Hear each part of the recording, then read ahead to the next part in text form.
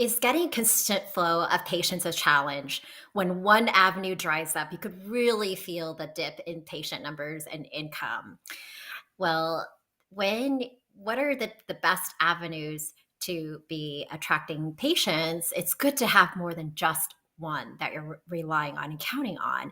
And one way to do that is by getting more referrals from providers. This is Chen Yan, your 6 and 7 figure practice makeover mentor at introvertedvisionary.com and your host of our Cairo Secure show today.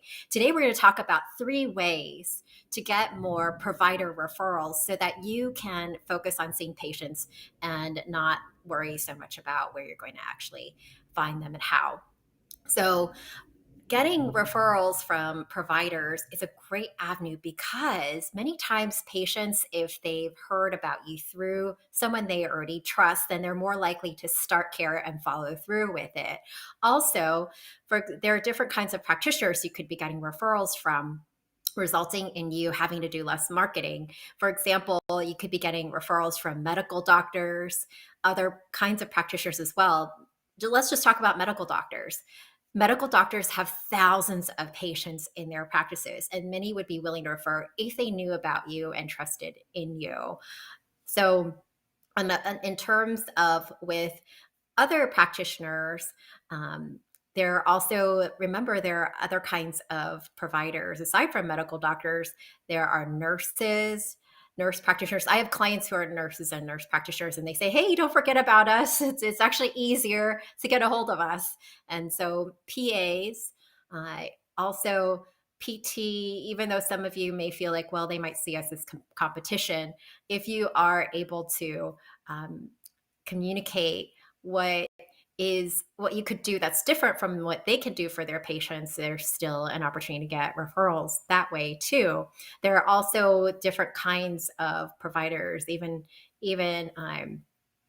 psychologists and psychiatrists, primary care kinds of providers, and some of you who are doing more specialty kinds of things. For example, you're in pediatric chiropractic or functional medicine or nutrition. There are all kinds of different types of providers you could also be reaching out to for referrals. And imagine even if you remember, I mentioned that medical doctors have thousands of patients in their practices.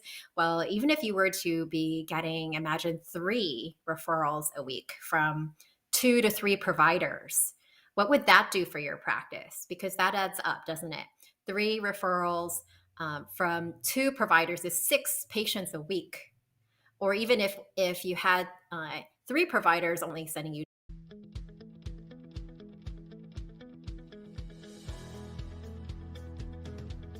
As far as the how do you find the ones who would refer, and how do you make that contact with them? So, let me share with you 3 ways that you may not have thought of before, or even if you have, you might not have thought of in this particular way. The first way is this is actually something that a client of mine did. And he had his associate reach out on Nextdoor. So, uh, that Nextdoor, for those of you who are new to it, is an app where you can connect with other people in your neighborhood about different kinds of things. And so he had his associate reach out to the provide well, actually, not to providers in Nextdoor, but rather the people in the neighborhood, and ask them, who do you like to see for XYZ? So, for example, one of the providers was a massage therapist. They asked about, another one was a PT. So he asked people. They asked, not he. It was actually a she, is the associate. Asked people through Nextdoor, which is an online app, and found out who people like as practitioners, and then reached out to those practitioners and mentioned that they heard from other people in the neighborhood that um, they were brought up as being well liked, and wanted to discuss the possibility for mutual referrals and collaboration. And so that is one way in terms of finding providers to reach out to develop referral relationships. with. And then it goes beyond that. So, what do you do after that, after you make that connection, so that they start sending you referrals? So, now the second way of getting referrals from providers is working really well. We had a chiropractor client of ours start doing this, and he would actually get, because do you ever feel like, well, how am I going to get in touch with these providers? They're busy too, especially MDs. What will make them want to even talk to me? Or maybe I've had an experience before where I tried to reach out and they never, it was like crickets, or they didn't call back or connect back, or the front desk is trying to screen you out. So either have you ever had these kinds of concerns, or maybe you've experienced it before and then you felt discouraged? Well, there are different ways to navigate around that, so you're not having to go to the gatekeeper whose job is to screen you out. So one way is to reach out by LinkedIn to develop that connection. A chiropractor client of ours did exactly that, and he would get, using a script. He would get the literally just copy and paste, right? Script. And then he would get these opportunities to meet up with the medical doctors via Zoom, was mainly how he was doing it. So then that way he was able to develop the relationship with that provider starting from a Zoom meeting. And then, you can also certainly propose connecting in person as well. So that's a second way that you can reach out to providers as well. And then again, you just need to have a system, a process in place that supports getting those referrals, because it's one thing to um, for them to know about you, and another for them to start sending patients to you consistently. So in terms of and also like this, if you're finding this helpful so far.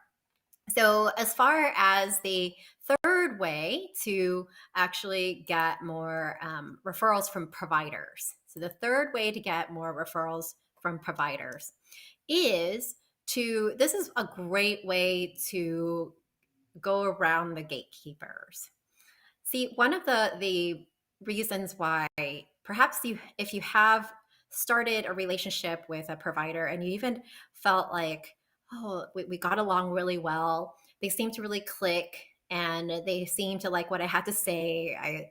And they said, oh, we'll send you referrals, or maybe they didn't, whatever, either one of those situations, but the end result is you're not getting referrals, or you're not getting as many referrals as you'd like. Maybe you already get referrals from providers, but you wish you would get more referrals coming in. And so, what is the reason why you may not be getting referrals from them? One reason is because even if they know about you, they may not feel that sense of like, because one reason is that people, I'm trying to think of which one to share with you. There are three reasons why they may not be referring as much as they could be yet, or have started to refer.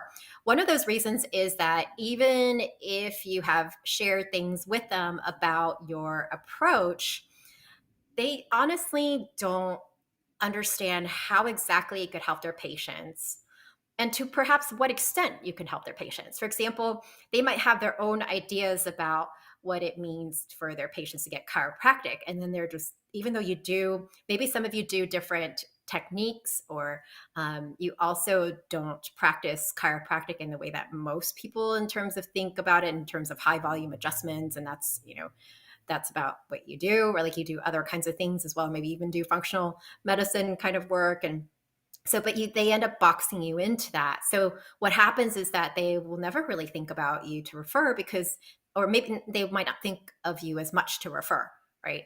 The other reason is that maybe they're concerned, even though they've heard that chiropractic could be good. Maybe they just, again, think about it for certain kinds of conditions and situations, and they never even realize that certain types of things you could do could help their patient with other kinds of health issues and situations. And sometimes they won't refer also if they are concerned about this one thing. What is it?